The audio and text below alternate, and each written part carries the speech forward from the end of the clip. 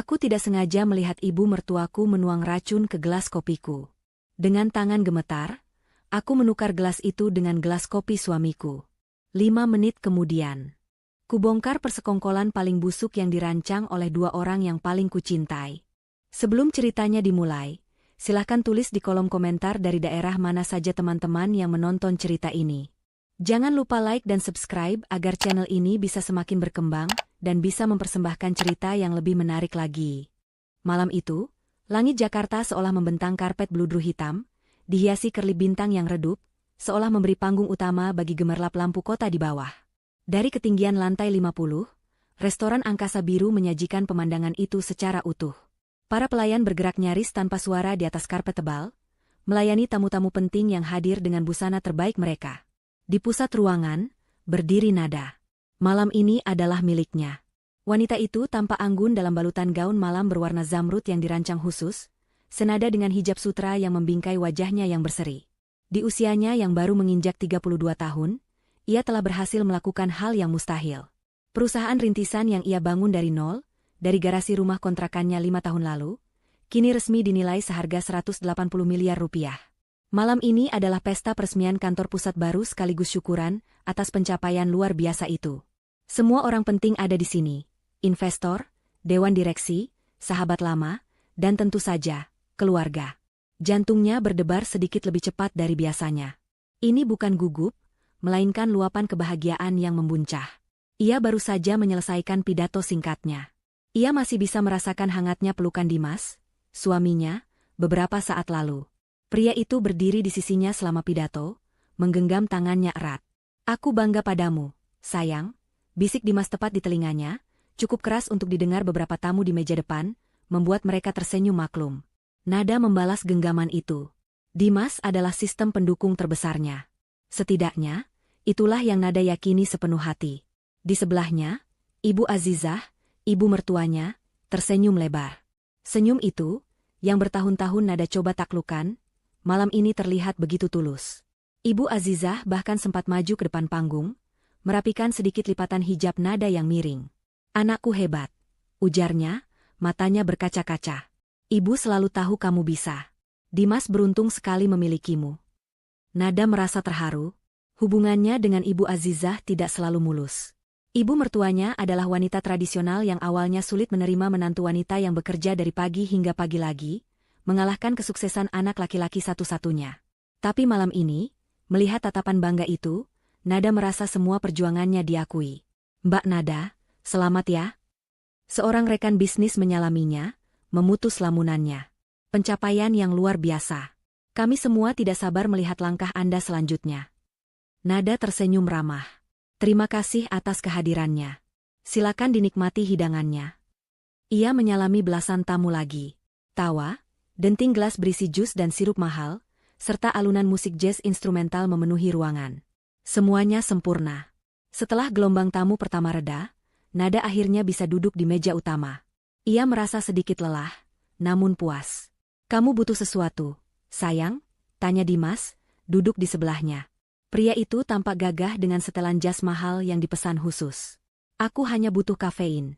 Nada tertawa kecil. "Pesta ini masih panjang." Ia memberi isyarat pada seorang pelayan. "Mas, boleh minta 1 cangkir espresso. Double shot." "Saya juga samakan saja," ujar Dimas kepada pelayan itu, seperti biasa. Ia selalu memesan apa yang Nada pesan. Pelayan itu mengangguk dan berlalu menuju area bar yang terletak di sudut ruangan, tidak terlalu jauh dari meja utama mereka. Nada mengedarkan pandangannya sekali lagi. Ia melihat sahabat-sahabatnya tertawa di sudut lain. Ia melihat tim intinya yang dulu rela tidak dibayar, kini menikmati hidangan steak wagyu termahal. Hatinya menghangat. Inilah buah dari kerja keras, keringat, dan air mata. Ibu Azizah bangkit dari kursinya. "Ibu ke toilet sebentar ya," pamitnya pada Nada dan Dimas. "Perlu ditemani, Bu?" tawar Nada. "Tidak usah, Nak. Kamu di sini saja," sapa tamu.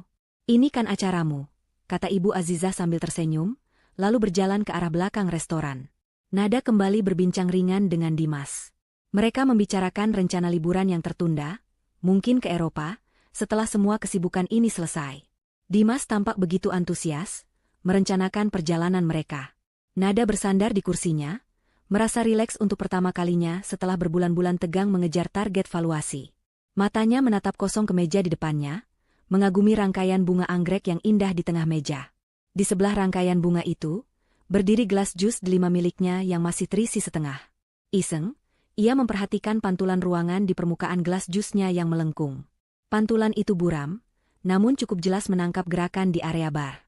Ia melihat pelayan tadi sedang meletakkan 2 cangkir espresso di atas nampan perak. Lalu, sesosok bayangan mendekati bar. Itu Ibu Azizah. Jantung Nada berdetak sekali, lalu seakan berhenti. Kenapa Ibu Azizah ada di bar? Bukankah tadi beliau bilang mau ke toilet, yang arahnya berlawanan? Nada tidak mengalihkan pandangannya dari pantulan di gelas jus itu. Ia melihat Ibu Azizah celingukan. Wanita parubaya itu melirik ke kanan dan ke kiri, memastikan tidak ada yang memperhatikan. Area bar saat itu memang sedang sepi. Para tamu fokus pada hidangan utama di meja mereka. Pelayan yang menyiapkan kopi tadi sedikit membungkuk untuk mengambil sesuatu di lemari pendingin di bawah konter. Dalam sepersekian detik yang terasa begitu lambat, Nada melihatnya. Tangan Ibu Azizah bergerak cepat.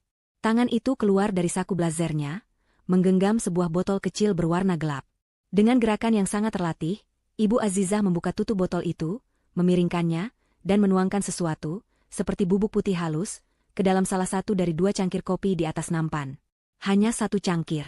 Kemudian, botol itu lenyap kembali ke dalam sakunya. Ibu Azizah segera berbalik, berjalan cepat menjauh dari bar, mengambil rute memutar seolah-olah ia benar-benar baru kembali dari toilet. Napas Nada tercekat di tenggorokan. Seluruh darah di tubuhnya seakan surut ke kaki. Ruangan yang hangat mendadak terasa sedingin es. Alunan musik jazz kini terdengar seperti derit pintu yang menakutkan. Tidak mungkin. Mata Nada menolak untuk percaya apa yang baru saja ia lihat. Pasti salah lihat. Pantulan di gelas jus seringkali menipu. Mungkin Ibu Azizah hanya memasukkan pemanis buatan? Tapi, kenapa sembunyi-sembunyi? Kenapa di bar, bukan di meja? Kenapa botolnya terlihat seperti botol obat, bukan tempat gula? Dan kenapa hanya di 1 cangkir? Pelayan tadi kembali berdiri tegak. Ia tidak melihat apa-apa. Ia mengangkat nampan perak itu, berbalik, dan mulai berjalan lurus ke arah meja utama. Ke arah Nada. Setiap langkah pelayan itu terdengar seperti dentuman genderang perang di telinga Nada. Ia menoleh ke arah Dimas. Suaminya sedang tersenyum, merespons lelucon seorang tamu di meja sebelah. Ia tampak bahagia. Ia tampak tidak tahu apa-apa. Nada menoleh ke arah Ibu Azizah, yang kini sudah kembali duduk manis di kursinya, seberang meja dari Nada. Wanita itu menatap lurus ke arah Nada. Senyumnya masih ada di sana, senyum bangga seorang ibu mertua. Tapi kini, di mata Nada, senyum itu terlihat ganjil. Ada kilat aneh di matanya, sebuah antisipasi yang dingin. Seolah-olah, Ibu Azizah sedang menunggu sesuatu. Pelayan itu semakin dekat. 5 langkah lagi. 4 langkah. Nada merasakan tenggorokannya kering. Keringat dingin mulai terbentuk di pelipisnya, di balik hijabnya. Pikirannya berpacu. Apa yang harus ia lakukan? Menjerit? Menuduh ibu mertuanya di depan semua orang? Mereka akan menganggapnya gila.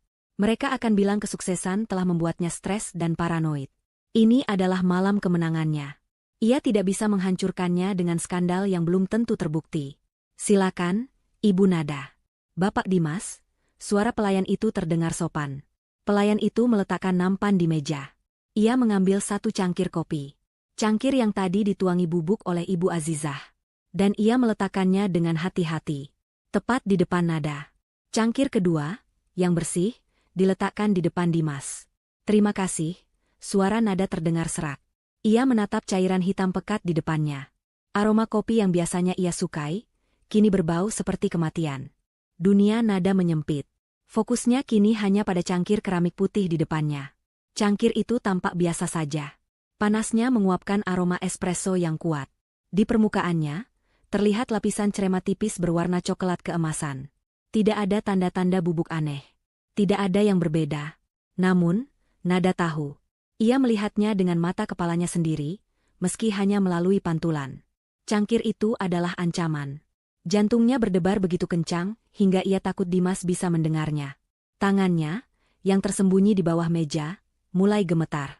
Ia mengepalkannya erat, kuku-kukunya menancap di telapak tangannya, mencoba merasakan sakit fisik untuk mengalihkan kepanikan yang melumpuhkan. Ia harus berpikir cepat. Kenapa Ibu Azizah melakukan ini? Kenapa di malam perayaannya? Apa tujuannya? Lalu, sebuah ingatan menyeruak. Kilasan memori yang selama ini ia abaikan, ia anggap sebagai kecelakaan biasa. 6 bulan lalu. Remblong. Ia sedang dalam perjalanan pulang dari pertemuan penting, mengendarai mobilnya sendiri. Tiba-tiba di jalan menurun, pedal remnya terasa kosong. Ia menginjaknya dalam-dalam, tapi mobil itu terus melaju. Jantungnya melompat ke tenggorokan. Ia panik, membanting setir ke kiri, menabrak tumpukan karung pasir di sisi jalan, hanya beberapa senti dari sebuah truk besar yang berhenti di lampu merah. Mobilnya hancur di bagian depan. Ia selamat, hanya memar dan syok berat. Dimas begitu panik saat itu. Ia yang mengurus semuanya. Remnya blong total. Sayang, kata Dimas setelah mobil diperiksa di bengkel. Kata montirnya, ini murni kerusakan teknis. Bisa terjadi pada siapa saja. Nada percaya. Ia terlalu sibuk dengan perusahaannya untuk memikirkannya lebih jauh. Dimas yang mengurus penjualan mobil rusak itu dan membelikannya yang baru. Lalu ingatan kedua. 3 bulan lalu. Keracunan makanan ringan. Ia harusnya mempresentasikan proposal akhir kepada investor terbesar mereka. Hari itu, ia melewatkan sarapan karena terburu-buru. Ibu Azizah datang ke rumah, membawakan bubur sumsum buatannya. Ibu buatkan khusus untukmu, nak, katanya. Makanlah. Kamu butuh tenaga untuk presentasi besar. Nada memakannya dengan lahap. Rasanya enak. 2 jam kemudian, di tengah-tengah rapat persiapan, perutnya terasa seperti ditusuk ribuan jarum. Ia muntah hebat. Kepalanya pusing, tubuhnya lemas. Ia dilarikan ke UGD. Diagnosisnya, keracunan makanan. Ia terbaring lemah di rumah sakit selama 2 hari. Presentasi penting itu terpaksa diambil alih oleh Dimas. Anehnya, Dimas, yang juga ikut mencicipi sedikit bubur itu di rumah, hanya merasa sedikit mulas. Mungkin perutmu sedang sensitif saja, sayang, katanya saat itu. Nada lagi-lagi percaya. Ia menyalahkan jadwal kerjanya yang gila dan daya tahan tubuhnya yang menurun. Sekarang, 2 ingatan itu kembali dengan kekuatan penuh. Bukan lagi sebagai kecelakaan atau ketidaksengajaan. Keduanya terasa seperti percobaan. Rencana yang gagal. Dan malam ini adalah percobaan ketiga. Napas Nada menjadi pendek-pendek. Ia mengangkat matanya dari cangkir kopi. Ia menatap Ibu Azizah. Wanita itu sedang menatapnya balik. Intens. Senyum di wajahnya sudah sedikit luntur, berganti dengan ekspresi menunggu. Mata mereka bertemu. Ibu Azizah tidak berkedip. Dalam tatapan itu, Nada tidak lagi melihat kebanggaan seorang ibu. Ia melihat ular yang sedang menunggu mangsanya mematuk umpan. Nada kemudian menoleh pada Dimas. Suaminya sedang asyik membalas pesan di ponselnya, mungkin ucapan selamat dari teman-temannya. Ia tampak santai. Apa dia terlibat? Apakah Dimas tahu rencana ibunya? Hati Nada terasa perih memikirkannya. Pria yang ia cintai, yang ia anggap sebagai mitranya. Ayo diminum kopinya, Nada. Suara Ibu Azizah memecah keheningan di meja mereka. Suaranya terdengar biasa saja, tapi bagi Nada, itu adalah perintah. Nanti keburu dingin, tidak enak. Ah, iya, Bu, jawab Nada, suaranya bergetar sedikit. Dimas mengangkat kepalanya dari ponsel. Oh, kopi kita sudah datang. Ia meraih cangkirnya. Cangkir yang bersih. Cangkir yang aman. Pas sekali. Aku mulai mengantuk. Kepanikan Nada memuncak. Ia tidak bisa membiarkan Ibu Azizah menang. Ia tidak bisa mati di sini. Ia juga tidak bisa menuduh tanpa bukti kuat. CCTV? Mungkin.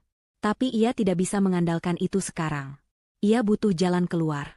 Matanya melesat ke cangkir Dimas. Keduanya identik. Cangkir porselen putih polos dengan logo emas kecil restoran di sisinya. Ukurannya sama. Bentuknya sama. Sebuah ide gila. Sebuah pertaruhan nekat, terbentuk di benaknya. Itu satu-satunya cara. Ia harus menukar gelas itu. Tapi bagaimana? Keduanya sedang menatapnya. Ibu Azizah mengawasinya seperti elang. Dimas baru saja meletakkan ponselnya dan siap meminum kopinya. Nada harus menciptakan pengalih perhatian. Sesuatu yang cukup besar untuk membuat kedua orang itu mengalihkan pandangan mereka, walau hanya sedetik. Ia meraih tas tangannya yang mahal, yang ia letakkan di kursi kosong di sebelahnya. Sebuah tas bermerek yang ia beli sebagai hadiah untuk dirinya sendiri. Tas itu cukup berat. Aduh, Nada tiba-tiba berseru pelan, tapi cukup untuk menarik perhatian. "Kenapa, sayang?" tanya Dimas. "Sepertinya jepit rambutku jatuh. Tadi aku letakkan di meja." Nada mulai berpura-pura mencari di atas meja. "Cari saja nanti, kopinya." Ibu Azizah mendesak. "Tidak, Bu. Itu jepit kesayanganku. Hadiah dari almarhumah ibuku."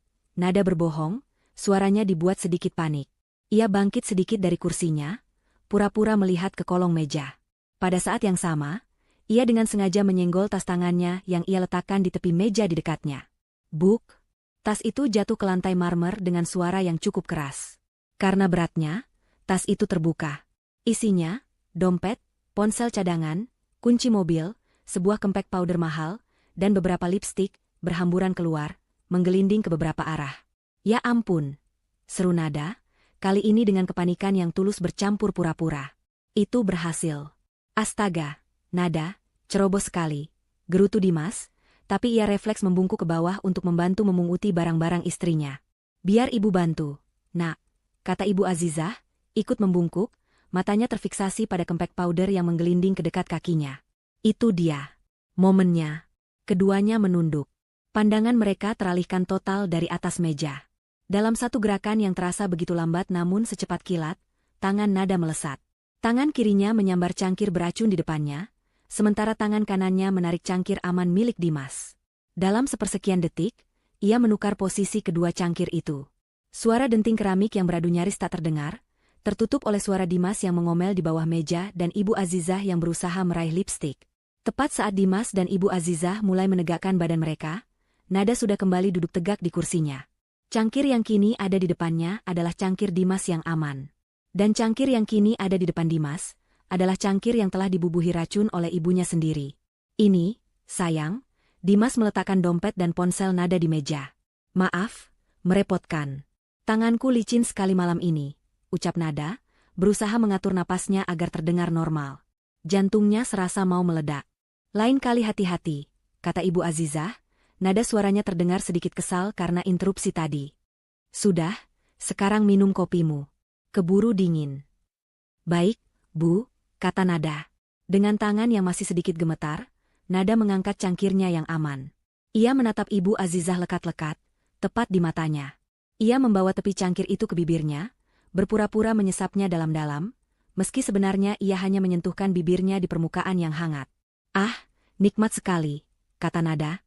Di seberangnya, Ibu Azizah tersenyum. Kali ini, senyumnya terlihat puas. Senyum kemenangan. Di sebelahnya, Dimas, yang tidak tahu apa-apa, atau mungkin tahu segalanya, mengangkat cangkirnya. "Cangkir beracun itu. Malam yang luar biasa, sayang," kata Dimas, menatap Nada dengan senyum yang tak bisa ia baca. "Untuk kesuksesanmu." Dimas mengangkat cangkir itu ke bibirnya dan meminumnya dalam satu tegukan besar, persis seperti kebiasaannya meminum espresso. Beberapa detik menggantung di udara, terasa setebal dan seberat kabut. Nada menahan napas, cangkir kopi yang aman di tangannya terasa berat seperti sebongkah timah. Ia tidak benar-benar meminumnya, hanya membiarkan bibirnya basah oleh cairan itu. Matanya terpaku pada suaminya, Dimas. Di seberangnya, Ibu Azizah juga mengawasinya. Tapi ibu mertuanya itu tidak melihat ke arah Dimas.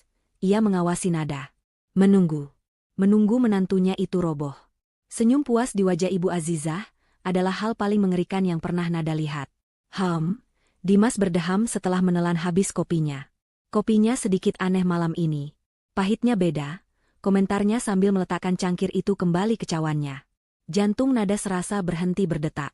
Apakah racunnya bekerja secepat itu? Ibu Azizah tertawa kecil, tawa yang terdengar tegang. "Itu namanya espresso double shot, Dimas. Tentu saja pahit," katanya, seolah menenangkan. Tapi matanya tidak pernah lepas dari Nada. "Bagaimana, Nada? Kamu suka kopinya?" Nada memaksakan senyum. "Sangat kuat, Bu. Persis seperti yang aku butuhkan." Waktu terasa merayap. 5 detik. 10 detik. Nada bisa merasakan tatapan Ibu Azizah yang mulai bingung. Kenapa menantunya tidak bereaksi? Harusnya sudah ada sesuatu. Dimas kembali beralih ke ponselnya, membalas satu pesan lagi. Lalu, ia mengerutkan kening. Ia meletakkan ponselnya. "Kamu tidak apa-apa, Mas?" tanya Nada, suaranya ia usahakan setenang mungkin. Tidak tahu, jawab Dimas. Tiba-tiba kepalaku pusing sedikit. Mungkin karena tegang seharian ini. Ia memijat pelipisnya. Ibu Azizah kini mengalihkan pandangannya pada Dimas, sedikit jengkel karena perhatiannya teralih. Kamu itu kurang istirahat saja, ujarnya. 1 menit berlalu. Para tamu di meja lain masih tertawa dan berbincang. Musik jazz masih mengalun. Semuanya normal, kecuali di meja utama itu. Dimas mulai terbatuk. Awalnya hanya batuk kering sekali 2 kali, seperti membersihkan tenggorokan. Permisi, katanya. Ia meraih gelas air putih di depannya dan meminumnya. Tapi batuk itu tidak berhenti. Batuk itu malah semakin menjadi kering, kasar, dan dalam. Kamu baik-baik saja? Nada bertanya lagi, nadanya kini berisi kekhawatiran yang dibuat-buat. Uhuk, aku tidak tahu. Dimas terengah. Ia melonggarkan dasi kupu-kupu yang terasa mencekiknya. Wajahnya mulai memerah karena menahan batuk. Keringat dingin mulai tampak di dahinya. Sekarang, Ibu Azizah menatap putranya dengan cemas. Tapi itu bukan cemas seorang ibu. Itu cemas seorang konspirator yang rencananya berantakan. Dimas? Kamu kenapa? Tanyanya, suaranya sedikit naik. Panas. Dimas mengeluh. Ia mengibaskan tangannya di depan lehernya. Di sini, panas sekali. Batuknya semakin parah. Ia mencengkeram dadanya. Matanya mulai membelalak. Bukan lagi karena pusing, tapi karena panik. Ia tidak bisa bernapas. Setiap tarikan napasnya berbunyi seperti desisan yang menyakitkan. Dimas. Nada berseru. Kali ini ia benar-benar panik melihat kondisi suaminya. Aku sesak napas. Dimas megap-megap. Wajahnya yang tadi memerah kini berubah pucat pasi. Pucat seperti mayat. Ia mencoba berdiri, mungkin ingin lari ke toilet, mencari udara. Tapi kakinya tidak bisa menopang tubuhnya. Ia terhuyung. Para tamu di meja terdekat mulai memperhatikan. Tawa mereka berhenti. Tolong. Nada berteriak. Ibu Azizah membeku di kursinya. Wajahnya menunjukkan kengerian absolut. Dia tidak lagi menatap Nada. Dia menatap cangkir kopi kosong di depan Dimas. Lalu ke cangkir kopi di depan Nada yang masih terisi. Dalam sepersekian detik, wanita tua itu menyadari apa yang telah terjadi. Pertukaran itu. Jatuhnya tas. Semuanya melintas di matanya. Tidak. Bisik Ibu Azizah, bibirnya gemetar. Tidak, Dimas. Dimas terbatuk hebat sekali lagi. Kali ini ia menyemburkan sedikit busa dari mulutnya. Matanya yang membelalak ngeri kini menatap lurus ke arah ibunya. Rasa sakit dan kebingungan di matanya perlahan berubah menjadi pemahaman yang mengerikan. Dia mengerti. Dia tahu apa yang ada di dalam kopi itu. Dan dia tahu untuk siapa kopi itu seharusnya. Ibu. Dimas terengah, suaranya nyaris tak terdengar, lebih seperti desisan penuh rasa sakit. Dia mengangkat tangannya yang gemetar, jarinya menunjuk lurus ke arah ibunya. Ibu Azizah. Seluruh restoran kini terdiam. Musik berhenti. Semua mata tertuju pada mereka. Dimas mengumpulkan sisa tenaga terakhirnya. Dengan napas yang putus-putus, di depan puluhan saksi mata, di malam puncak perayaan istrinya, dia mengucapkan kalimat terakhir yang menghancurkan segalanya. Ini kan racun untuk dia. Jari telunjuknya bergeser dari ibunya, menunjuk lurus ke arah Nada, istrinya sendiri. Setelah itu, mata Dimas terbalik. Tubuhnya kejang hebat. Dan dengan suara dentuman keras, ia ambruk ke depan, menyapu gelas dan piring di meja, sebelum akhirnya jatuh terjerembab ke lantai marmer yang dingin. Gelas kopinya pecah berkeping-keping. Kekacauan meledak. Para wanita menjerit. Beberapa orang melompat dari kursi mereka. Panggil ambulans. Cepat, teriak seorang tamu. Ibu Azizah melompat dari kursinya, tapi bukan untuk menolong Dimas. Dia melompat seperti binatang yang terpojok. Dia menatap Nada dengan mata melotot penuh kebencian yang murni dan syok yang tak terperi. Kamu. Desisnya. Tapi suaranya tenggelam oleh kepanikan massal. Staf restoran berlarian. Beberapa tamu mencoba memberi pertolongan pertama pada Dimas yang kini terbaring diam di lantai, tubuhnya masih berkedut lemah. Di tengah semua kekacauan itu, Nada berdiri kaku di samping kursinya. Tangannya masih memegang cangkir kopinya yang aman. Dia menatap suaminya yang terbaring di lantai. Dia menatap ibu mertuanya yang gemetar penuh amarah. Malam perayaannya telah berubah menjadi mimpi buruk. Tapi di balik rasa syoknya, satu pikiran mengkristal dengan jelas. Dia selamat. Dan mereka, para pengkhianat itu, Baru saja membongkar kebusukan mereka sendiri di depan semua orang. Perjalanan menuju rumah sakit adalah neraka yang bising. Suara sirene ambulans memekakan telinga, membelah lalu lintas malam Jakarta yang padat. Di dalam kotak logam yang melaju kencang itu, suasana terasa sesak dan tegang. Nada duduk terimpit di sudut, hijabnya sedikit berantakan. Wajahnya pucat, tapi matanya tajam dan fokus. Ia menatap lurus ke depan, ke dinding ambulans, menghindari tatapan para medis yang sibuk bekerja, dan yang paling penting, menghindari tatapan Ibu Azizah.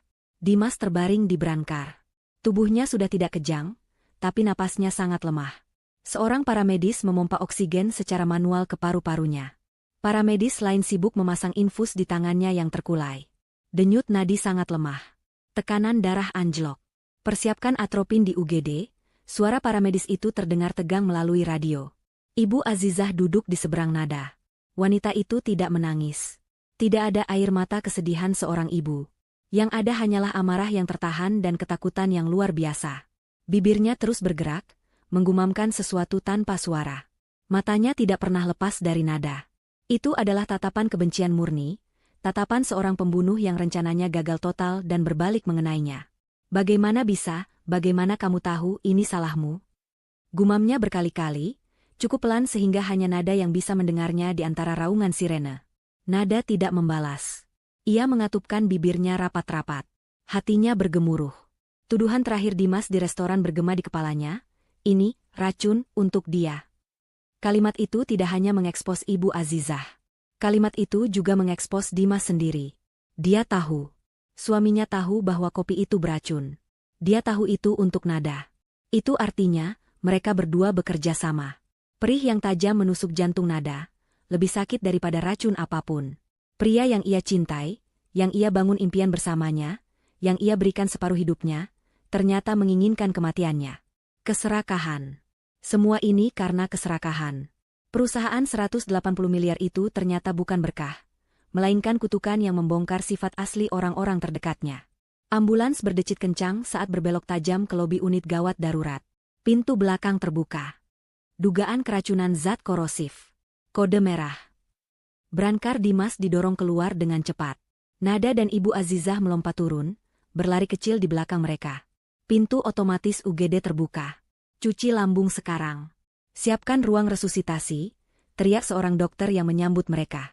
Dimas didorong melewati pintu ayun bertuliskan, hanya staf, dan menghilang dari pandangan.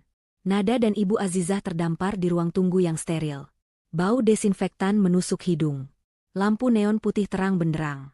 Hanya ada beberapa orang lain di sana, wajah-wajah cemas yang sama. Keheningan di antara mereka berdua hanya berlangsung sedetik. Begitu pintu UGD tertutup, Ibu Azizah meledak. Adrenalin dan rasa takutnya berubah menjadi amukan. "Kamu!" teriaknya, suaranya melengking tinggi, memantul di dinding keramik. Dia menerjang Nada, kuku-kukunya terentang, mencoba mencakar wajah Nada. "Ini semua ulahmu. Setan kamu." Nada, yang sudah menduganya, mengelak ke samping. Cakaran Ibu Azizah hanya mengenai udara. "Kamu yang meracuni Dimas. Kamu menukar kopinya. Kamu tahu itu." Ibu Azizah menjerit-jerit seperti orang gila. Dia tidak peduli pada tatapan ngeri pasien lain di ruang tunggu. "Kamu ingin membunuh anakku. Kamu ingin perusahaan itu untuk dirimu sendiri." Tepat pada saat itu, beberapa mobil tiba. Pintu lobi terbuka. Beberapa sahabat dan anggota keluarga yang mengikuti ambulans dari restoran, termasuk asisten pribadi Nada yang paling setia, berlari masuk. Mereka tiba tepat pada waktunya untuk melihat Ibu Azizah yang histeris dan mendengar tuduhannya yang mengerikan. "Ya Tuhan, Ibu Azizah." "Nada, apa yang terjadi?" Seorang sahabat keluarga bertanya, wajahnya bingung dan pucat. Ibu Azizah melihat penonton. Ini adalah kesempatannya.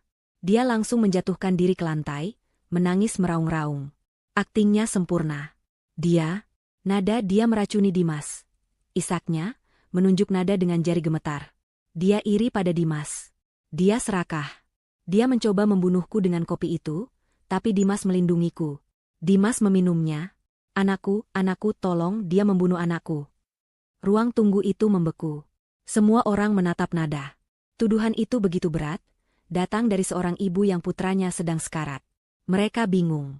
Nada adalah wanita yang baik, lembut, seorang istri yang berdedikasi. Tapi Ibu Azizah adalah ibu mertuanya. Siapa yang harus dipercaya? Nada, apa itu benar? Tanya sahabatnya, suaranya bergetar. Nada berdiri tegak di tengah ruangan. Hijabnya yang miring ia rapikan dengan satu gerakan tenang. Dia menatap dingin pada ibu mertuanya yang sedang bersujud di lantai. Lalu dia menatap satu persatu sahabat dan keluarganya yang tampak ragu. Dia tidak berteriak. Dia tidak perlu. Suaranya terdengar jernih, dingin, dan mematikan di ruang tunggu yang hening itu. Diam, Ibu. Satu kata itu menghentikan raungan Ibu Azizah. Wanita tua itu mendongak. Matanya yang penuh air mata palsu bertemu dengan mata Nada yang sedingin es. Aku tahu apa yang Ibu lakukan, lanjut Nada. Kamu memfitnahku. Desis Ibu Azizah, mencoba bangkit. Kamu tidak punya bukti. Oh, benarkah? Nada mengambil langkah maju. Saat semua orang panik di restoran. Saat ibu sibuk meraung di atas tubuh Dimas. Aku tidak panik. Aku menelepon. Nada mengeluarkan ponselnya dari tas tangannya. Tas yang sama yang tadi ia jatuhkan. Ia memegang ponsel itu di depan wajahnya. Aku menelepon manajer restoran, kata Nada, suaranya mantap, setiap katanya menusuk Ibu Azizah. Aku bertanya padanya, apakah area bar kalian terjangkau CCTV? Dia bilang, tentu saja, Bu. CCTV kami beresolusi tinggi, merekam setiap sudut bar untuk alasan keamanan. Wajah Ibu Azizah mulai berubah. Kepanikan yang nyata mulai menjalari matanya. Lalu aku bertanya lagi. Nada melanjutkan, matanya tidak berkedip. Tolong periksa rekaman tepat pukul 9:15 menit. Apa ada yang mendekati bar saat pelayan menyiapkan 2 cangkir espresso untuk mejaku? Ibu Azizah mulai gemetar. Jangan-jangan. Manajer itu memeriksanya saat aku masih ditelepon, kata Nada. Dan tahu apa yang dia katakan padaku, Bu? Nada mencondongkan tubuhnya sedikit. Suaranya kini sedikit berbisik, namun terdengar oleh semua orang di ruangan itu. Dia bilang, ya, Bu. Aneh sekali. Ibu mertua Anda, Ibu Azizah, terekam sangat jelas. Beliau terlihat celingukan, lalu menuangkan sesuatu dari botol kecil ke dalam salah satu cangkir kopi sebelum pelayan kami kembali. Wajah Ibu Azizah langsung pucat pasi. Lebih pucat dari Dimas saat di ambulans tadi. Seluruh darah seakan tersedot dari wajahnya. Kekuatannya lenyap. Aktingnya sirna. Tuduhannya menguap di udara. Dia ambruk kembali ke kursi ruang tunggu, tubuhnya gemetar hebat. Dia tidak lagi histeris. Dia ketakutan setengah mati. Para sahabat dan keluarga yang tadi menatap Nada dengan ragu, kini berbalik menatap Ibu Azizah. Tatapan mereka berubah dari kebingungan menjadi kengerian, lalu menjadi jijik. Nada meluruskan tubuhnya, menyimpan kembali ponselnya. Dia telah memenangkan ronde ini. Tepat saat itu, pintu ayun UGD terbuka. Seorang dokter keluar, wajahnya lelah dan serius. Keluarga Bapak Dimas? Tanyanya. Ibu Azizah mencoba berdiri, tapi kakinya lemas. Nada melangkah maju. Saya istrinya. Dokter itu menatap Nada. Kami berhasil menstabilkannya, tapi kondisinya kritis. Kami sudah melakukan cuci lambung. Zat yang kami temukan sangat kuat. Ini jelas bukan keracunan makanan biasa. Ini percobaan pembunuhan. Lampu neon di koridor rumah sakit berdengung pelan, satu-satunya suara yang menemani Nada di jam-jam tergelap menjelang fajar. Ia tidak duduk di ruang tunggu UGD yang ramai. Ia berada di ruang tunggu pribadi di lantai eksekutif, ruangan yang ia dapatkan berkat statusnya sebagai donatur besar rumah sakit itu. Disinilah ironi itu terasa paling menusuk. Uang yang ia hasilkan, yang menjadi motif percobaan pembunuhannya, kini memberinya kenyamanan saat ia mencerna pengkhianatan itu. Dimas telah dipindahkan ke ruang ICU. Kondisinya stabil namun kritis, dalam keadaan koma yang diinduksi secara medis untuk membiarkan tubuhnya melawan racun. Seorang petugas keamanan yang disewa Nada, bukan dari rumah sakit, berdiri di depan pintu kamar Dimas. Bukan untuk melindunginya, tapi untuk memastikan dia tidak kabur, dan tidak ada seorang pun, terutama Ibu Azizah, yang bisa masuk untuk membungkamnya. Ibu Azizah sendiri berada di lantai bawah, di ruang tunggu umum. Setelah bukti CCTV diungkapkan, taktiknya berubah. Dia tidak lagi menuduh Nada secara agresif. Dia kini memainkan peran sebagai ibu yang bingung dan hancur, yang tidak mengerti apa-apa, dan mengklaim manajer restoran pasti salah lihat. Dia mengklaim dia hanya mencoba menambahkan gula diet ke kopi Nada atas permintaan Nada sendiri. Kebohongan yang lemah, tapi cukup untuk menimbulkan keraguan di antara keluarga yang tidak tahu apa-apa. Tapi Nada tidak membuang waktu untuk drama keluarga. Saat Ibu Azizah meraung di UGD, Nada tidak hanya menelepon manajer restoran. Dia melakukan 2 panggilan telepon krusial lainnya. Pertama, ke pengacara perusahaannya. Kedua, ke kepala tim investigasi swasta yang perusahaannya gunakan untuk uji tuntas. Saya mau Anda geledah semuanya. Suara Nada terdengar dingin dan tanpa emosi di telepon beberapa jam lalu. Saya mau tim Anda menyisir rumah saya, terutama ruang kerja pribadi Dimas. Saya mau Anda retas rekening banknya jika perlu. Saya mau tahu kenapa. Malam ini juga. Dan sekarang, hasilnya mulai masuk. Ponselnya bergetar di pangkuannya. Sebuah pesan aman terenkripsi dari kepala investigator. Isinya sebuah tautan ke folder digital yang dilindungi kata sandi. Nada membukanya di laptopnya. Jantungnya berdebar, bukan karena takut, tapi karena amarah yang dingin dan menusuk. Folder pertama berjudul, Hutang. Nada membukanya. Layarnya dipenuhi dengan puluhan dokumen. Tagihan kartu kredit yang tertunggak, dengan nominal ratusan juta rupiah. Surat peringatan dari pinjaman online ilegal. Dan yang terburuk, tangkapan layar dari beberapa situs judi online internasional. Ratusan transaksi, ribuan dolar dalam semalam, semuanya kalah. Dimas, suaminya yang terlihat suportif dan puas, ternyata adalah seorang penjudi kelas kakap. Dia telah menghabiskan semua uangnya sendiri, semua tabungannya, dan sekarang dia terlilit hutang yang begitu besar hingga mengancam nyawanya. Nada memandangi angka totalnya. Miliaran. Dia berhutang miliaran rupiah kepada lintah darat. Mereka pasti mengancam akan melukainya. Mengancam akan mendatangi Nada. Dan Dimas, alih-alih mengaku pada istrinya, memilih jalan lain. Folder kedua berjudul, Azizah. Investigator itu bergerak lebih jauh. Dia melacak aliran dana dari rekening Dimas. Ternyata, selama setahun terakhir, bahkan sebelum hutang judinya menggila, Dimas secara rutin mentransfer uang dalam jumlah besar ke rekening pribadi ibunya. Bukan uang untuk kebutuhan sehari-hari, tapi uang untuk kemewahan.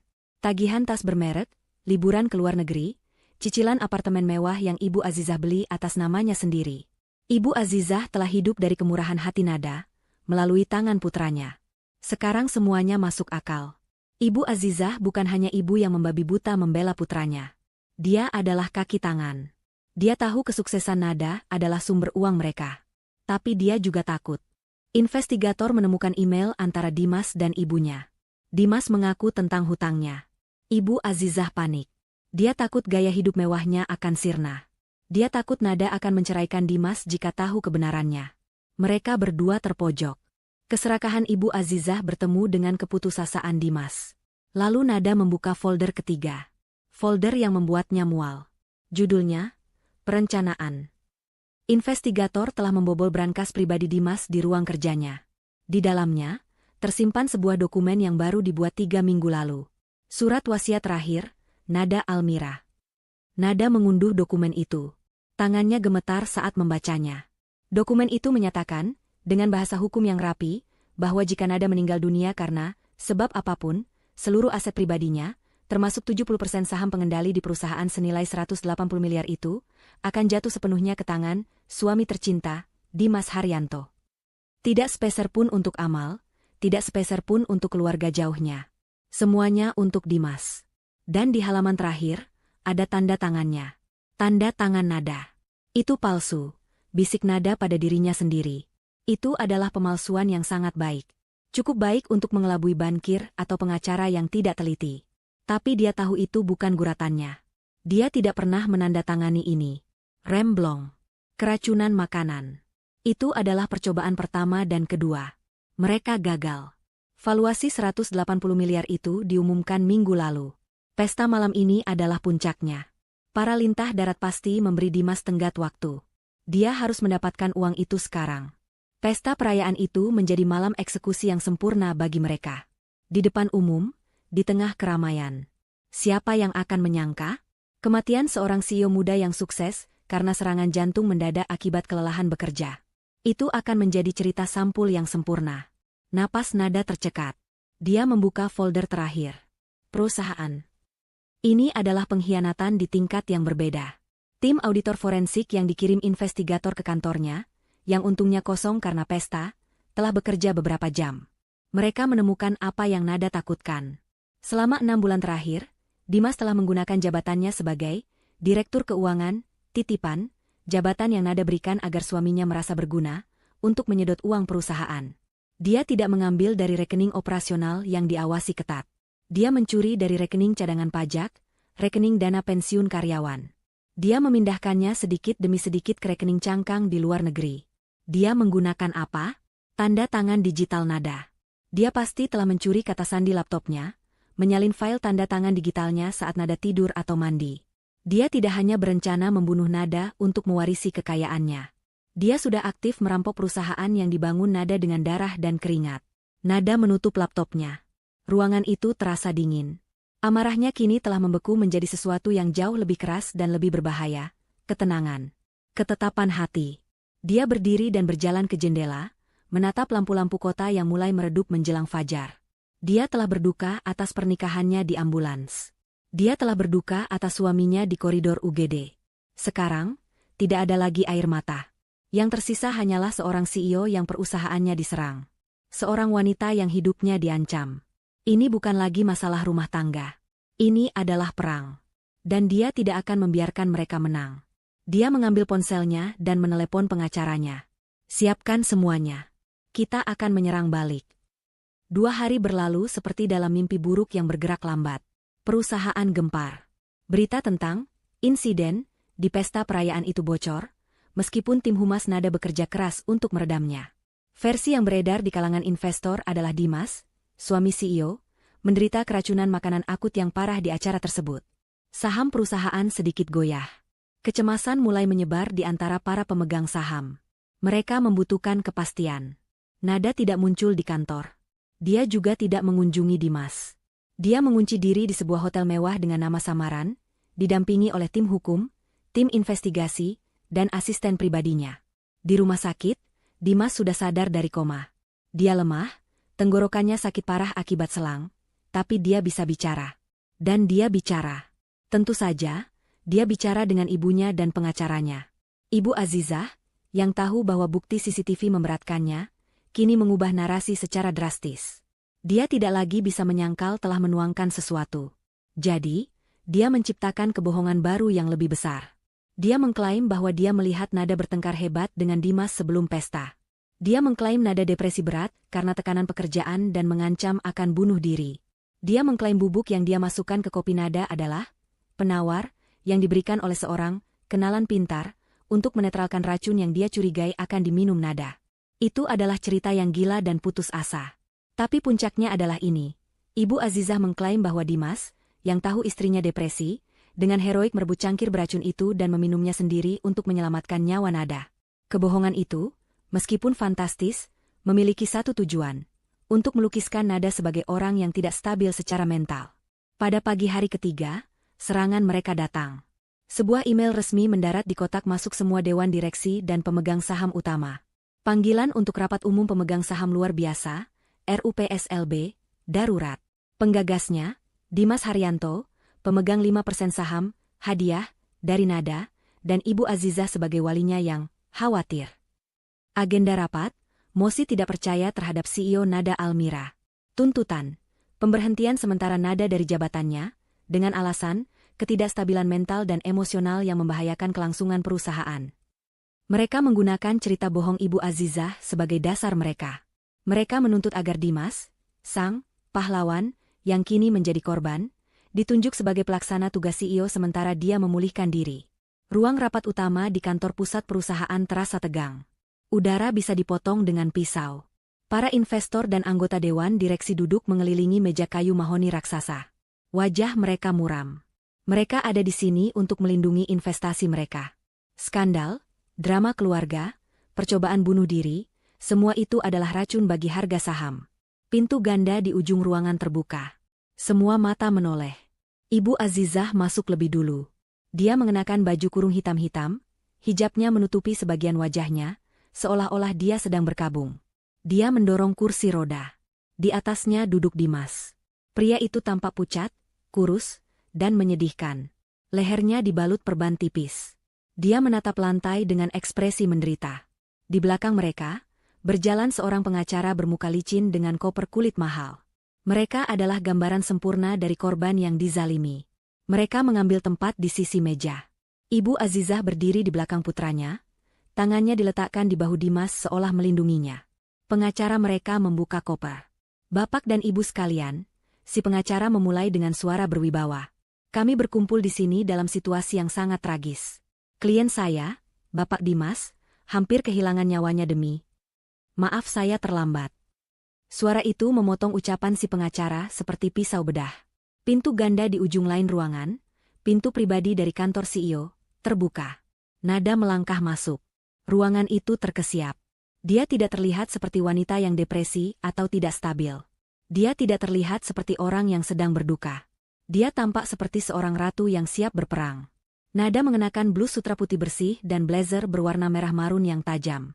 Hijabnya ditata sempurna. Riasannya minimalis tapi tegas. Matanya dingin dan fokus. Dia berjalan dengan langkah mantap, sepatu haknya berdebam pelan namun berwibawa di lantai marmer. Dimas mengangkat kepalanya. Saat matanya bertemu dengan mata Nada, ekspresi menderitanya lenyap, digantikan oleh kilatan rasa takut yang murni. Ibu Azizah mencengkeram pegangan kursi roda begitu erat, hingga buku-buku jarinya memutih. Nada tidak duduk di kursinya yang biasa di sisi meja.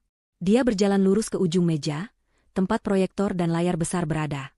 Dia meletakkan laptopnya di podium. "Selamat pagi," kata Nada, suaranya jernih dan kuat, memenuhi ruangan. "Pengacara Bapak Dimas benar. Kita berkumpul karena situasi yang tragis. Tapi tragedi yang terjadi bukanlah seperti yang Anda dengar. Nona Nada, ini adalah rapat resmi." Si pengacara menyela, mencoba mengambil alih kendali.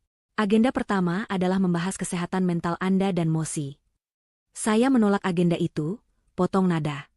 "Karena agenda itu didasarkan pada kebohongan. Dan saya akan menggunakan hak saya sebagai pemegang saham mayoritas dan CEO untuk menetapkan agenda yang sebenarnya." Dia menatap lurus ke arah dewan. "Agenda hari ini adalah pengungkapan penipuan besar-besaran, penggelapan dana perusahaan, dan konspirasi percobaan pembunuhan yang dilakukan terhadap saya oleh 2 orang yang ada di ruangan ini." Keheningan total melanda ruangan. Para investor saling berpandangan, syok. "Itu fitnah," teriak Ibu Azizah, kembali ke mode histerisnya. "Kamu yang gila. Kamu." "Ibu Azizah," nada suara Nada berubah menjadi sedingin es. "Saya sarankan Ibu diam dan mendengarkan. Kecuali Ibu ingin menambah tuduhan menghalangi rapat." Dimas gemetar di kursi rodanya. "Nada sayang, apa yang kamu lakukan ini semua salah paham." "Salah paham?" Nada tertawa kecil, tawa yang tidak memiliki kehangatan. "Apakah hutang judi miliaran rupiah itu salah paham, Dimas? Apakah tanda tangan palsu saya di surat wasiat itu salah paham? Apakah jutaan dolar yang kamu curi dari dana pensiun karyawan kita salah paham?" Wajah Dimas berubah seputih kapur. Ibu Azizah ternganga. Pengacara mereka tampak kebingungan, jelas tidak diberitahu informasi ini oleh kliennya. "Saya lihat," kata Nada, memandang berkeliling ke dewan direksi. "Saya punya presentasi singkat untuk Anda semua. Tentang kesehatan perusahaan yang sebenarnya. Tolong perhatikan baik-baik." Dia menekan sebuah tombol. Proyektor menyala. Layar di belakangnya bersinar hidup.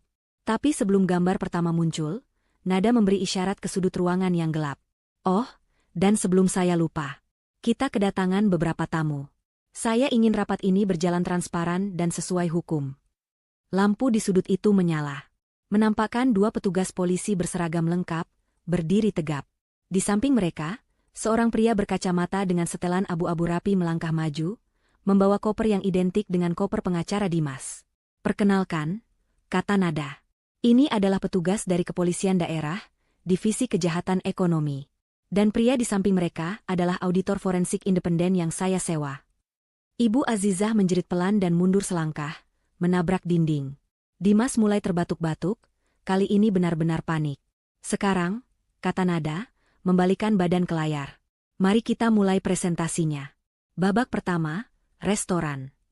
Dia menekan tombol lagi.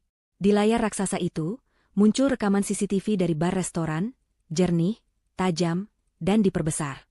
Menampilkan wajah Ibu Azizah dengan sangat jelas saat dia menuangkan bubuk dari botol kecil ke dalam cangkir kopi. Ruang rapat itu hening seketika. Rekaman CCTV yang jernih, yang diputar di layar raksasa, seolah membekukan semua orang di kursi mereka. Wajah Ibu Azizah yang celingukan, tangannya yang lincah menuang bubuk dari botol kecil, dan senyumnya yang ganjil setelahnya, semua terekam tanpa celah. Di kursi rodanya, Dimas gemetar hebat. Pengacaranya adalah yang pertama pulih dari keterkejutan. Keberatan. Seru pengacara bermuka licin itu, melompat berdiri. Suaranya memecah keheningan yang mencekam. Ini tidak bisa diterima. Rekaman ini diperoleh secara ilegal. Ini pelanggaran privasi klien saya. Ini tidak ada hubungannya dengan agenda rapat. Nada bahkan tidak menoleh padanya. Ia menatap lurus ke dewan direksi, yang wajahnya kini pucat pasi. Agenda rapat ini, kata Nada dengan suara dingin yang membelah, adalah tentang ketidakstabilan yang membahayakan perusahaan. Dan saya setuju. Ada ketidakstabilan yang parah. Tapi bukan dari saya. Ia menekan tombol di laptopnya. Video tadi baru permulaan. Itu gula diet. Ibu Azizah tiba-tiba menjerit. Ini adalah satu-satunya alibi yang tersisa. Saya sudah bilang. Itu gula diet khusus untuk Nada. Dia memang memintanya. Dia berbohong. Gula diet? Nada mengulang kata itu tanpa ekspresi. Baik. Mari kita asumsikan itu gula diet. Ia lalu beralih ke pria berkacamata di sudut. Pak Auditor, apakah Anda menemukan transaksi pembelian gula diet dalam laporan keuangan Pak Dimas? Atau mungkin penawar racun? Auditor itu menggeleng. Tidak, Ibu Nada. Tapi kami menemukan hal lain. Kalau begitu, mari kita beralih ke bukti nomor 2, kata Nada. Saya menyebut bagian ini, bakti seorang suami. Layar kembali berubah. Kali ini, yang muncul adalah rekaman CCTV dari sebuah bank. Bukan bank di dekat kantor atau rumah mereka, tapi sebuah bank kecil di pinggir kota. Stempel waktu menunjukkan rekaman itu diambil seminggu sebelum pesta. Sosok Dimas terlihat jelas di depan counter teller. Dia tidak terlihat sakit. Dia terlihat sehat, bugar, dan terburu-buru. Dia sedang menandatangani slip penarikan dan menyerahkan selembar cek. Kamera keamanan di atas teller menangkap gambar cek itu dari atas. Tolong perbesar gambar cek itu, perintah Nada. Gambar di layar membesar. Itu adalah cek perusahaan. Cek dari rekening dana cadangan. Nama penerimanya adalah sebuah perusahaan fiktif, PT Sinar Jaya Abadi. Dan tanda tangan yang tertera di sana adalah Nada Almira. Di sebelahnya, layar terbelah, menunjukkan tanda tangan asli Nada yang diambil dari dokumen perusahaan yang sah. Keduanya terlihat identik. Tapi auditor forensik itu melangkah maju. Bapak dan Ibu sekalian, katanya dengan suara datar. Tanda tangan di cek itu adalah pemalsuan digital. Dibuat dengan sangat baik, tapi bukan goresan tangan. Kami menemukan file gambar tanda tangan Ibu Nada beresolusi tinggi yang dicuri dari laptop pribadinya, diakses dari alamat IP rumah beliau, pada jam 3 pagi, 2 minggu lalu. Ini belum selesai, lanjut sang auditor. Kami melacak cek itu. Ini adalah satu dari 12 cek yang dicairkan dalam 6 bulan terakhir. Semuanya ditarik dari rekening dana pensiun karyawan. Ruangan itu berdengung oleh gumaman ngeri. Mencuri dari dana pensiun karyawan adalah dosa kardinal dalam dunia korporat. Itu bukan lagi sekadar keserakahan, itu adalah kejahatan yang tidak termaafkan. Bohong. Dimas tiba-tiba berteriak. Dia mencoba berdiri dari kursi rodanya, membuktikan bahwa dia tidak selemah yang dia perlihatkan. Itu semua bohong. Kamu yang menyuruhku. Kamu yang menyuruhku memindahkan uang itu untuk investasi rahasia. Kamu menjebakku, Nada. Kamu yang jahat. Ibu Azizah segera menyambung. Benar, anakku hanya menurut. Kamu tidak pernah memberinya cukup. Kamu selalu pamer kekayaanmu, membuat anakku merasa kecil. Kamu membelinya. Kamu menjebaknya. Menjebaknya? Nada mengangkat alis. Menjebaknya untuk melakukan apa? Ini? Dia menekan tombol lagi. Layar kini menampilkan diagram alir yang rumit. Uang dari PT Sinar Jaya Abadi mengalir ke sebuah rekening di luar negeri. Dan dari rekening itu, mengalir ke puluhan transaksi di beberapa situs judi online internasional. Setiap transaksi bernilai puluhan ribu dolar. Dan semuanya ditandai dengan warna merah, kalah. Di sampingnya, ditampilkan total kerugian. Angkanya membuat beberapa anggota dewan terkesiap. Miliaran rupiah uang perusahaan telah dibakar di meja judi virtual. Ini, kata Nada, suaranya pelan namun menusuk, adalah apa yang ibu sebut merasa kecil? Ini adalah penyakit. Ini adalah kejahatan. Ruangan itu bergemuruh.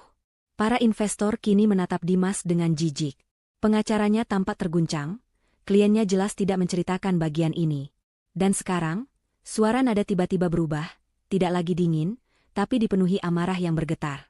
Untuk bukti terakhir. Bukti yang paling menyakitkan. Dia menatap lurus ke arah Ibu Azizah. Anda bilang Anda panik. Anda bilang Anda mencoba menyelamatkan saya. Anda bilang Dimas adalah pahlawan. Tapi saya juga punya rekaman. Saya merekam ini sendiri di rumah sakit, di koridor luar ICU, 1 jam setelah Dimas masuk. Saat ibu mengira tidak ada orang lain yang mendengar. Nada mengambil ponselnya dan menyambungkannya ke sistem audio ruangan. Tolong dengarkan baik-baik suara seorang ibu yang panik ini. Dia menekan tombol, putar. Awalnya hanya ada desisan statis. Lalu, suara isak tangis yang tertahan terdengar. Itu suara Ibu Azizah. Tapi kata-kata yang keluar bukanlah kata-kata kesedihan. Itu adalah amarah murni. Dimas, bodoh. Suara Ibu Azizah melengking, memenuhi ruang rapat dengan kebenciannya. Kenapa kau minum kopi itu? Kenapa kau minum? Rencana kita gagal. Gagal total. Bodoh kamu. Harusnya dia yang minum. Harusnya perempuan itu yang mati. Ruangan itu hening senyap. Semua orang menahan napas. Rekaman itu berlanjut. Sekarang bagaimana? Bagaimana kita membayar hutangmu? Bagaimana kita mengambil alih perusahaan ini kalau kamu sekarat? Bodoh. Anak tidak berguna. Anak bodoh. Suara makian itu terus berlanjut selama beberapa detik sebelum nada menghentikannya. Keheningan yang menyusul setelah audio itu mati 1000 kali lebih keras daripada teriakan Ibu Azizah. Itu adalah keheningan yang penuh dengan kengerian dan pemahaman total. Semua alibi hancur. Cerita tentang gula diet. Cerita tentang depresi. Cerita tentang Dimas yang heroik. Semuanya luluh lantak oleh kata-kata Ibu Azizah sendiri. Wajah Ibu Azizah kini bukan lagi pucat. Wajahnya berubah kelabu, seperti abu. Dia menatap speaker di dinding seolah itu adalah hantu. Dia telah divonis oleh suaranya sendiri. Keheningan di ruang rapat itu pecah. Bukan oleh teriakan, tapi oleh suara satu orang yang berdiri. Salah satu investor tertua, seorang pria bijaksana yang telah mendukung nada sejak awal, menggebrak meja dengan kepalan tangannya. Cukup. Suaranya menggelegar, penuh amarah yang benar. Ini menjijikkan. Ini bukan lagi rapat dewan, ini adalah tempat kejadian perkara. Petugas polisi. Semua mata beralih ke 2 petugas berseragam di sudut ruangan. Mereka, yang sedari tadi berdiri diam seperti patung, kini bergerak maju dengan langkah pasti. Mereka berjalan melewati meja, langsung menuju Ibu Azizah. Tidak. Bisik Ibu Azizah, matanya melotot ngeri. Realitas akhirnya menamparnya. Ini bukan lagi drama keluarga yang bisa ia menangkan dengan air mata. Ini adalah akhir. Ibu Azizah, kata petugas pertama dengan suara tegas, Anda kami tahan atas dugaan keterlibatan dalam percobaan pembunuhan berencana dan persekongkolan untuk melakukan penipuan. Petugas itu menarik tangan Ibu Azizah ke belakang. Saat itulah wanita tua itu meledak. Dia tidak lagi berakting. Dia menjerit seperti binatang yang terjebak. Tidak. Lepaskan saya. Saya tidak bersalah. Dia yang jahat. Dia menjebak kami. Dia meronta-ronta dengan liar saat borgol perak itu berbunyi, klik, di pergelangan tangannya. Dimas. Dimas, lakukan sesuatu. Katakan pada mereka. Dimas. Dimas, melihat ibunya ditangkap, melihat petugas kedua kini berbalik dan berjalan ke arahnya, merasakan gelombang adrenalin yang dipicu oleh rasa takut murni. Wajah, pucat, dan lemah, itu seketika hilang. Dia bukan lagi korban yang sekarat. Dia adalah seorang kriminal yang terpojok. Dengan satu gerakan tiba-tiba, Dimas mendorong kursi rodanya ke belakang hingga terjatuh. Dia melompat berdiri, membuktikan bahwa kelemahannya selama ini hanyalah sandiwara. Kalian tidak akan menangkapku, teriaknya. Dia berlari, menerjang ke arah pintu keluar utama, menjatuhkan seorang anggota dewan yang terkejut dari kursinya. Tapi dia tidak memperhitungkan asisten pribadi nada. Pria jangkung dan tenang itu, yang selama ini berdiri diam di dekat pintu, tidak bergerak untuk mengejar. Dia hanya mengambil satu langkah ke samping, tepat di jalur lari Dimas. Saat Dimas mencoba melewatinya, asisten itu menggerakkan tangannya. Satu gerakan cepat dan efisien. Dia mencengkeram lengan Dimas, memutarnya, dan menggunakan momentum lari Dimas untuk membantingnya ke dinding di sebelah pintu. Buk! Suara tubuh Dimas menghantam dinding kayu itu menggema di ruangan. Dimas mengerang kesakitan. Sebelum dia bisa pulih, asisten itu telah memelintir kedua tangannya ke belakang punggungnya. "Bapak Dimas," kata asisten itu dengan suara yang sangat tenang, "saya rasa rapat Anda sudah selesai." Petugas kedua segera mengambil alih, memborgol tangan Dimas yang tertahan di punggungnya. "Anda kami tahan atas tuduhan penggelapan dana, pemalsuan dokumen, dan keterlibatan penuh dalam percobaan pembunuhan." Pasangan ibu dan anak itu kini berdiri berdampingan. Diborgol. Kalah. Hancur. Saat itulah Nada melangkah maju dari podium. Seluruh ruangan, termasuk polisi dan kedua tersangka, menatapnya. Dia kini berdiri di tengah ruangan, menjadi pusat perhatian yang sesungguhnya. "Perusahaan ini," Nada memulai, suaranya jernih dan bergetar bukan karena takut, tapi karena kekuatan. "Saya bangun dengan darah, keringat, dan air mata. Saya mengorbankan tidur saya, kesehatan saya, dan waktu saya bersama orang-orang yang saya kira saya cintai." Dia menatap lurus ke mata Dimas, lalu ke Ibu Azizah.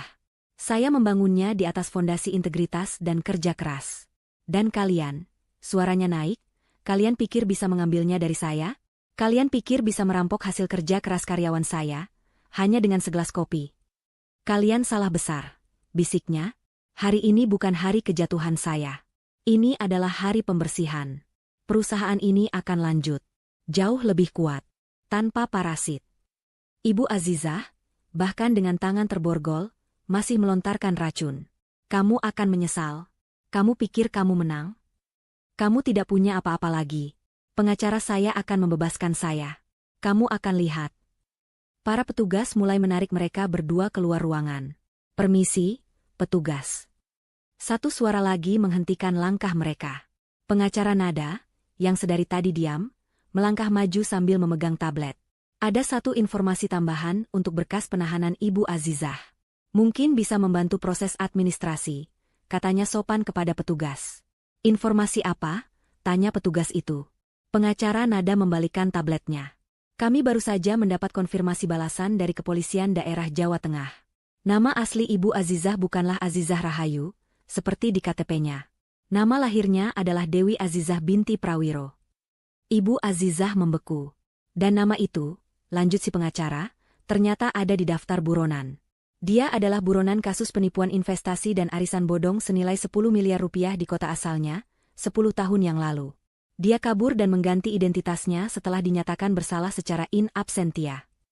Seluruh ruangan ternganga. Bahkan Dimas menatap ibunya dengan syok. Dia jelas tidak tahu bagian ini. "Kasus ini tidak ada hubungannya dengan yang sekarang," kata pengacara itu dengan tenang. "Tapi ini memastikan, Ibu Azizah tidak akan kemana-mana untuk waktu yang sangat, sangat lama." Jeritan dan makian Ibu Azizah langsung berhenti. Wajahnya runtuh. Itu adalah pukulan terakhir. Karma berlapis dari masa lalu yang dia kira sudah terkubur, kini bangkit untuk menagih hutangnya. Nada memandangi mereka berdua untuk terakhir kalinya. Wajah suaminya yang penuh pengkhianatan. Wajah ibu mertuanya yang hancur karena kejahatannya sendiri. Tanpa ekspresi, Nada berbalik badan saat pintu ruang rapat tertutup di belakang mereka, membungkam drama itu selamanya. Berita itu meledak seperti bom atom di dunia bisnis dan media sosial. Keesokan paginya, setiap portal berita, setiap surat kabar, setiap program gosip televisi, tidak membicarakan hal lain. Judul-judul utamanya bombastis, CEO 180M nyaris dibunuh suami dan mertua serakah. Skandal kopi racun, pengkhianatan di pesta perayaan. Mertua buronan kasus penipuan, suami gelapkan dana pensiun karyawan. Wajah Nada, Dimas, dan Ibu Azizah ada di mana-mana. Tapi kali ini, narasi telah berbalik total. Nada bukan lagi CEO yang tidak stabil. Dia adalah Ratu Besi, seorang penyintas jenius yang membongkar konspirasi busuk di jantung keluarganya sendiri. Bagi Nada, ini bukan kemenangan. Ini adalah pembersihan yang menyakitkan. 2 hari setelah rapat umum pemegang saham luar biasa yang bersejarah itu, dia kembali ke kantor pusatnya.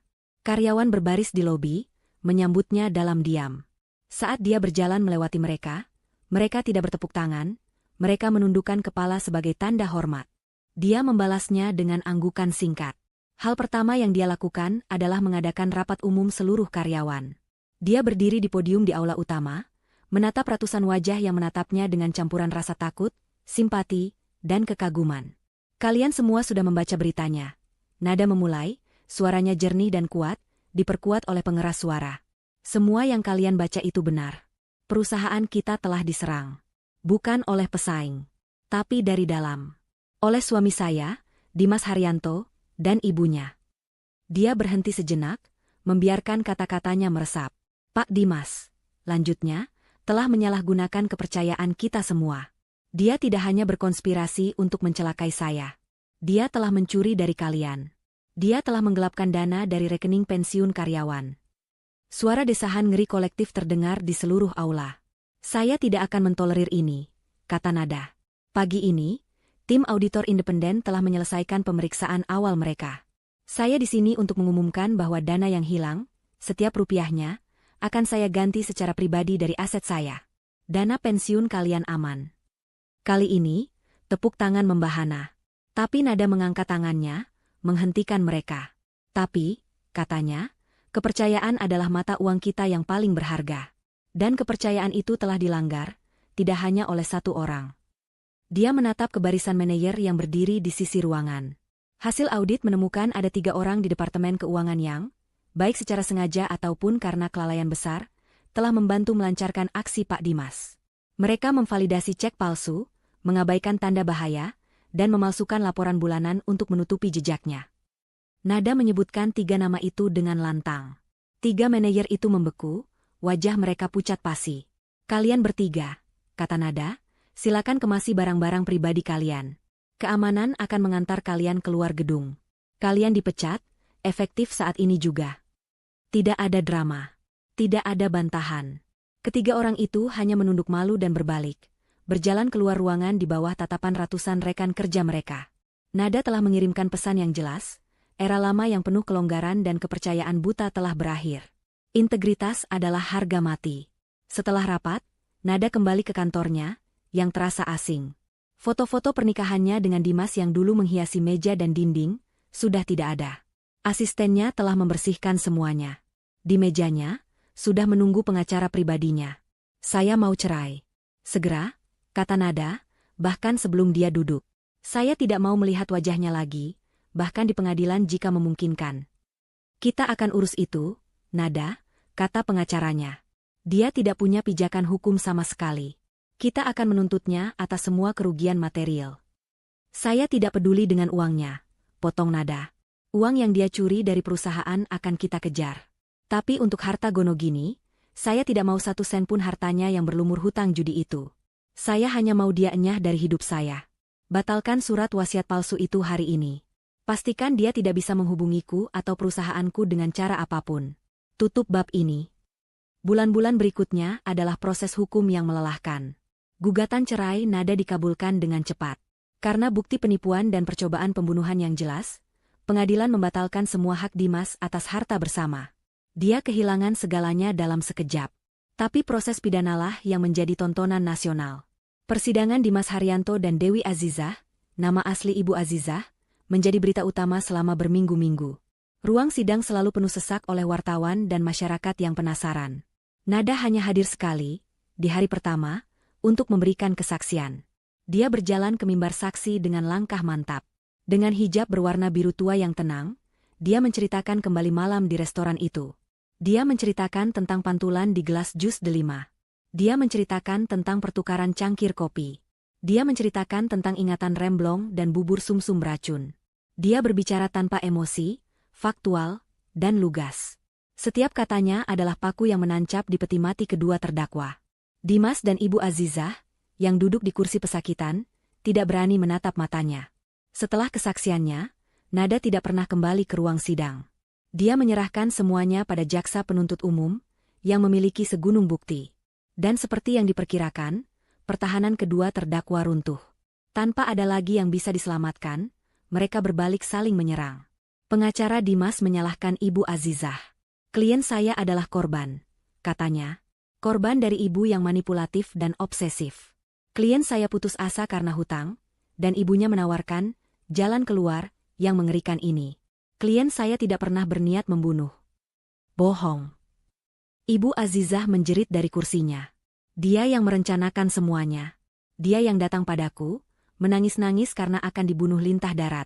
Dia yang bilang, Ibu, Aku butuh uangnya sekarang, atau aku mati. Dia yang mencuri tanda tangan Nada. Aku hanya seorang ibu yang mencoba melindungi anak satu-satunya. Jaksa penuntut hanya duduk tenang, membiarkan mereka saling menghancurkan. Bukti audio rekaman Ibu Azizah yang memaki Dimas karena gagal membunuh Nada diputar di ruang sidang, membungkam pembelaan, ibu yang melindungi, itu selamanya. Bukti forensik tanda tangan palsu dan jejak digital judi online menghancurkan citra, anak yang tersesat. Akhirnya, hari putusan tiba. Ruang sidang tegang. Nada tidak hadir. Dia sedang memimpin rapat dewan di kantornya, membahas ekspansi perusahaan ke pasar Asia Tenggara. Dia akan mendengar beritanya nanti. Hakim ketua mengetukkan palu. Setelah mempertimbangkan semua bukti dan kesaksian, suara hakim terdengar berat. Pengadilan memutuskan. Hakim membacakan putusan untuk Ibu Azizah terlebih dahulu. Terdakwa Dewi Azizah terbukti secara sah dan meyakinkan bersalah atas tindak pidana percobaan pembunuhan berencana, pemalsuan identitas, dan penipuan. Ditambah dengan statusnya sebagai buronan atas kasus penipuan sebelumnya, pengadilan menjatuhkan hukuman penjara selama 20 tahun. Ibu Azizah ambruk di kursinya, matanya kosong. 20 tahun. Dia akan menjadi wanita tua yang renta saat dia keluar, jika dia masih hidup. Lalu, hakim beralih ke Dimas. Terdakwa Dimas Haryanto. Anda terbukti secara sah dan meyakinkan bersalah atas keterlibatan penuh dalam percobaan pembunuhan berencana, penggelapan dana perusahaan dalam jabatan, dan pemalsuan dokumen. Tindakan Anda adalah pengkhianatan berlapis terhadap istri Anda, perusahaan Anda, dan karyawan yang mempercayakan dana pensiun mereka pada Anda. Hakim mengambil napas panjang. Pengadilan tidak melihat ada faktor yang meringankan. Untuk kejahatan Anda, pengadilan menjatuhkan hukuman penjara seumur hidup. Palu diketuk 3 kali. Selesai. Di seberang kota, di ruang rapat di puncak gedung pencakar langit, ponsel asisten Nada bergetar. Dia membaca pesan itu dan menulis catatan kecil di secari kertas, lalu menggesernya dengan tenang ke depan Nada. Nada melirik catatan itu di tengah presentasinya. Ibu Azizah, 20 tahun. Dimas, seumur hidup. Dia tidak berhenti bicara. Dia tidak mengubah ekspresinya. Dia hanya mengambil napas dalam-dalam, lalu melanjutkan presentasinya tentang target pendapatan kuartal berikutnya. Babak itu telah resmi ditutup. 1 tahun berlalu. Waktu, seperti sungai yang mengalir deras, telah menghanyutkan lumpur dan kotoran, menyisakan bebatuan yang kini kokoh dan berkilau di dasarnya. Perusahaan yang dulu bernilai 180 miliar, yang nyaris hancur karena skandal internal, kini berdiri lebih megah dari sebelumnya. Di bawah kepemimpinan Nada yang tak kenal kompromi, perusahaan itu telah bertransformasi. Kini dikenal sebagai Sinar Group, nilainya meroket menembus angka 300 miliar rupiah. Gedung kantor pusat yang baru diresmikan setahun lalu itu kini menjulang angkuh, namanya terpampang jelas di Cakrawala, Jakarta. Ironisnya, skandal itu adalah publisitas terbaik yang tidak bisa dibeli dengan uang. Para investor tidak melihat adanya kelemahan. Mereka melihat seorang pemimpin, seorang ratu besi berhijab, yang memiliki keberanian untuk mengamputasi penyakit di dalam tubuh perusahaannya sendiri, bahkan ketika penyakit itu adalah suaminya. Mereka melihat integritas yang langka. Saham perusahaan melonjak begitu berita penangkapan itu menyebar. Integritas ternyata bernilai 120 miliar rupiah. Nada sendiri telah berubah. Dari luar, dia masih sama. Wanita anggun dengan hijab yang tertata rapi, senyum yang tenang, dan mata yang jernih. Tapi dari dalam, sesuatu telah mengeras. Bukan menjadi pahit, tapi menjadi baja. Kepercayaan yang dulu ia berikan dengan mudah, kini harus didapatkan. Dia menjadi lebih jeli, lebih tegas, namun anehnya, juga lebih pemurah. Dia mengerti betapa cepatnya hidup bisa direnggut, dan dia tidak akan membuang-buang waktu lagi. Sore itu, di sebuah hotel bintang 5 yang berbeda, Nada baru saja turun dari panggung. Dia tidak sedang merayakan perusahaannya. Dia baru saja secara resmi meluncurkan sebuah yayasan filantropi baru, Yayasan Pelita Harapan. Di depan ratusan tamu dan media, dia memberikan pidato yang menggugah. Banyak orang di luar sana yang hidupnya hancur karena penipuan. Katanya, suaranya mantap. Mereka kehilangan tabungan seumur hidup karena janji-janji palsu dari orang yang mereka percayai. Mereka adalah korban keserakahan. Yayasan ini didirikan untuk mereka. Media langsung menangkap maknanya. Tanpa menyebut satu nama pun, Nada telah memberikan sindiran telak, sebuah pembalasan karma yang elegan, untuk Ibu Azizah. Yayasan itu secara khusus mendedikasikan dananya untuk membantu korban penipuan investasi dan arisan bodong, persis seperti kejahatan yang telah dilakukan ibu mertuanya di masa lalu. Nada menggunakan kekayaan yang coba direbut darinya untuk memperbaiki kerusakan yang disebabkan oleh orang-orang seperti Ibu Azizah. Itu adalah langkah seorang ratu. Setelah acara peluncuran yang sukses itu, malam harinya, Nada merasa perlu menutup satu lingkaran terakhir. Dia tidak pulang. Dia tidak pergi ke tempat baru. Dia menelepon asisten pribadinya yang setia, Rian, dan dua sahabat lamanya yang benar-benar bertahan melewatinya badai. "Temani aku makan malam," katanya. "Ada satu tempat yang harus kita datangi." Pukul 8 malam. Restoran Angkasa Biru. Tempat itu masih sama. Lampu gantung kristal yang sama. Pemandangan kota yang sama gemerlapnya. Musik jazz yang sama mengalun lembut. Para staf, dari manajer hingga pelayan, langsung mengenali Nada saat dia melangkah masuk. Tapi kali ini, tatapan mereka berbeda. Bukan lagi sekadar tatapan pada tamu VIP. Itu adalah tatapan penuh hormat, hampir kekaguman. "Selamat malam, Ibu Nada." Manajer restoran yang dulu membantunya mengecek CCTV, kini menyambutnya secara pribadi di pintu depan. "Suatu kehormatan besar menerima Anda kembali." "Terima kasih," kata Nada tenang. "Saya sudah memesan meja." "Tentu saja, Bu. Meja terbaik untuk Anda. Silakan ikuti saya." Manajer itu tidak membawanya ke meja lain. Dia membawanya ke meja yang sama. Meja di sudut dengan pemandangan terbaik. Meja tempat perayaan itu terjadi. Meja tempat kopi itu ditukar. Nada tersenyum tipis. Dia mengerti. Manajer itu mengerti. Ini bukan kelalaian. Ini adalah penghormatan. Ini adalah cara manajer itu mengatakan, tempat ini aman sekarang. Anda telah merebutnya kembali. Nada duduk di kursi yang sama persis seperti setahun yang lalu. Sahabat-sahabatnya dan Rian duduk di sekelilingnya, merasakan signifikansi momen itu. Mereka memesan makanan. Mereka berbincang ringan tentang kesuksesan peluncuran yayasan tadi siang. Suasananya hangat, tulus, dan bebas dari intrik. Tidak ada tatapan penuh antisipasi yang ganjil. Tidak ada senyum palsu. Hanya ada persahabatan yang tulus. Saat hidangan penutup selesai disajikan, seorang pelayan muda, bukan pelayan yang sama dari setahun lalu, mendekati meja dengan hati-hati. "Permisi, Ibu Nada," katanya sedikit gugup. "Ada yang bisa saya bantu lagi?" Nada menatap pelayan itu. "Ya, tolong bawakan saya satu cangkir kopi." Rian dan sahabatnya sedikit terdiam. "Kopi apa, Bu?" Nada tersenyum. "Espresso. Double shot." Pelayan itu mengangguk dan berlalu.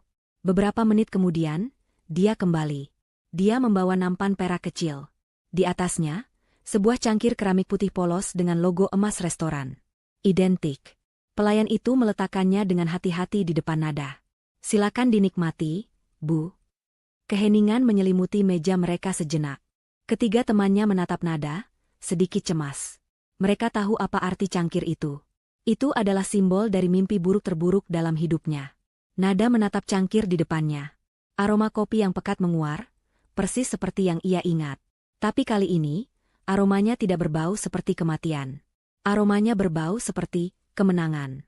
Dia melihat pantulan lampu gantung di permukaan cairan hitam pekat itu. Dia teringat pantulan di gelas jus delima setahun yang lalu. Dia teringat rasa panik yang melumpuhkan. Dia teringat wajah Dimas yang terbatuk. Dia teringat teriakan Ibu Azizah. Kenangan itu muncul, tetapi tidak lagi menyakitkan. Itu hanyalah fakta. Bagian dari sejarahnya. Bagian dari fondasi baja yang kini menopang hidupnya. Dengan tangan yang mantap, tanpa sedikit pun gemetar, Nada mengangkat cangkir kopi itu. Dia tidak ragu-ragu. Dia tidak menoleh ke kanan atau ke kiri. Dia menatap lurus ke depan, ke pemandangan kota yang terbentang di balik kaca, kota yang telah ia taklukkan. Dia membawa tepi cangkir itu ke bibirnya. Dan dia meminumnya. Rasa pahit dan kuat dari espresso itu langsung menyebar di lidahnya. Hangat, nikmat, dan yang terpenting, aman. Nada meletakkan kembali cangkirnya yang kini setengah kosong. Dia bersandar di kursinya, senyum tenang dan tulus terkembang di wajahnya. Dia akhirnya bebas. Racunnya telah lama hilang,